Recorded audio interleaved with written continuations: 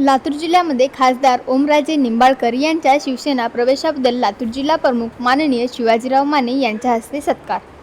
शिवसेनेचा धाराशिव बालेकिल्ला अबाधित ठेवणारा शिवाजीराव माने लातूर धाराशिवचे खासदार ओमराजे निंबाळकर यांनी नुकतीच शिवसेना उभाटा गटातून शिवसेना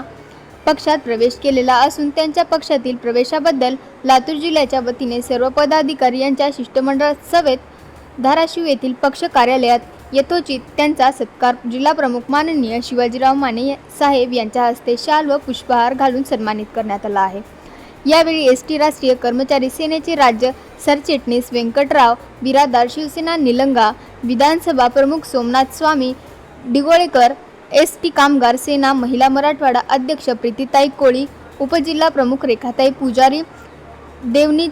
तालुका प्रमुख धनराज बिरादार, औसा विधानसभा प्रमुख किरण नारायणकर, तालुका संघटक अनिल सागर, शहर प्रमुख बंडू कोदरे, उपशहर प्रमुख गोविंद धानुरे, शिवराज क्षीरसागर, व्यंकट पवार, प्रल्हाद सूर्यवंशी, धनंजय वताळे, बाळू कांबळे,